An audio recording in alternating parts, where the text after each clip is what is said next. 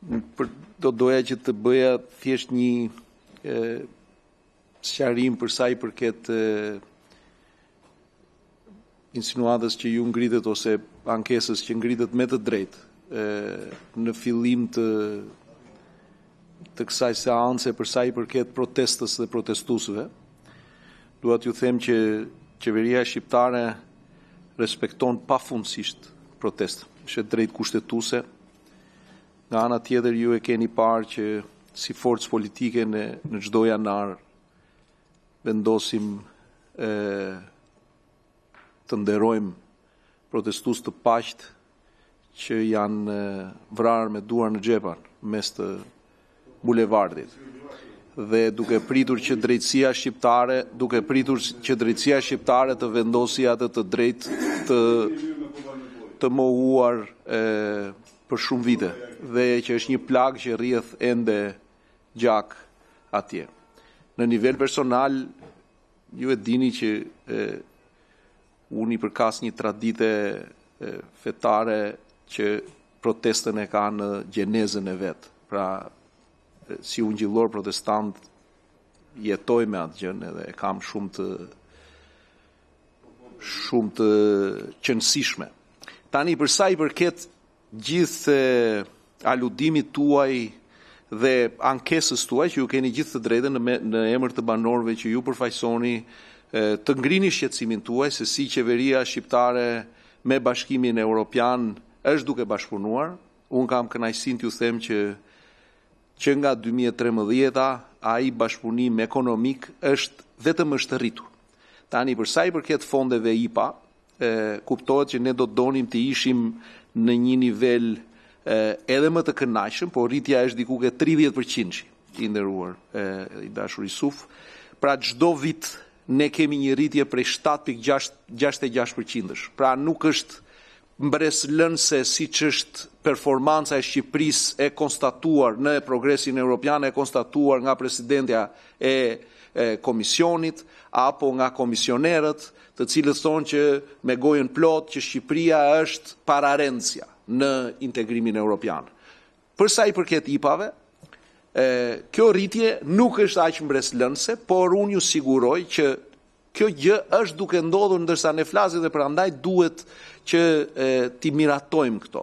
Dhe pyetja ime është, do ja jepni juve mundësinë me votën tuaj bashkive që ju përfaqësoni që përfitojnë nga ndërkufitarja me Kosovën, nga IPA, që të mundet të konkurojnë, të rrisin kapacitetet e tyre, sepse në përgjigje të disa pyetjeve, IPA-t janë, pra Shqipëria jep mundësinë duke u ankoruar aty çdo bashkie kufitare, sepse këtë ka IPA ndërkufitare, në dallim nga IPA-t e tjera, sepse ka disa, kjo është IPA ndërkufitare. Këtu duhet të jesh në bashkëpunim ndërkufitar dhe ka të bëjë me atë traditë europiane kur gjermanët dhe francezët nga vendet të cilat ishin në konflikt sot ti nuk e dallon dot sepse bashkëpunimi europian këtë gjë ka bërë, që në vend të luftës jetohet në paqe sepse shkëmbehet, sepse bëhet tregti, sepse bëhet zhvillim dhe integrimi europian duhet të ndodhi mes shqiptarëve të Shqipërisë dhe shqiptarëve të Kosovës që tani, me shqiptarëve të Shqipërisë dhe atyre të Maqedonisë dhe maqedonisëve që tani, me shqiptarëve të Malit Zi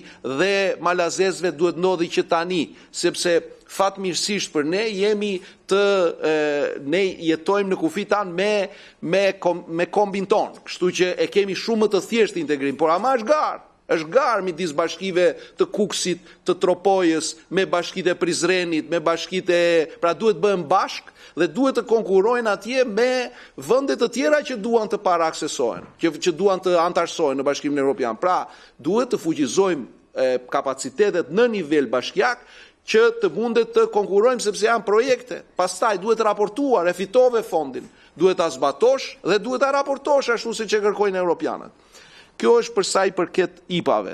Nga krau tjetër, mos të harojmë i dashur kolegë që vetëm nga fondi i rritjes, nga growth plani, pra Europa i ka besuar Shqipërisë 1 miliard, për të cilat ne patjetër që shkojmë dhe konkurrojmë me projekte.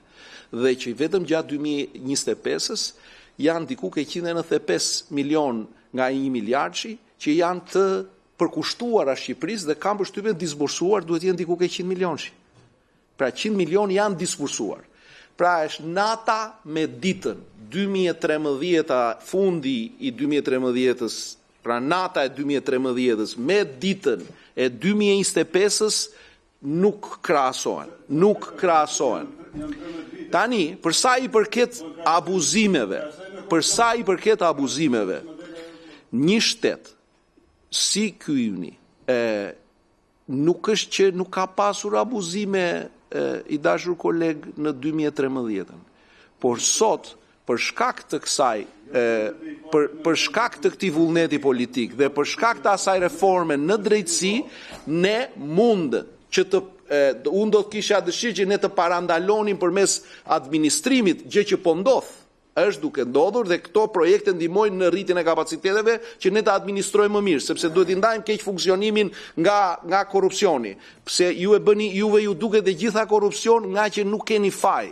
Pra në forcën tuaj politike ju e keni të ngjizur korrupsionin, nuk po ndajeni dot nga ajo, e keni vetë, ju e dini vetë atë se keni bërë disa komisione, kuvende që përpiqeni ta gjeni kush korruptoi, kallëzime, keni dhe ato kallëzimet ju që i bëni njëri tjetrit për korrupsion.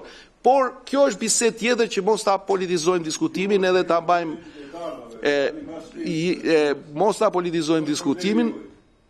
Unë do doja që t'ja jepja fjalën për detajt, sepse ishte një pyetje teknike për Malin e Zi, se ku ngeci Mali i Zi dhe çai ka ndodhur Malit të Zi, t'ja jap kolegut të Saspakut që ta bëj këtë sqarim. Faleminderit zoti kryetar.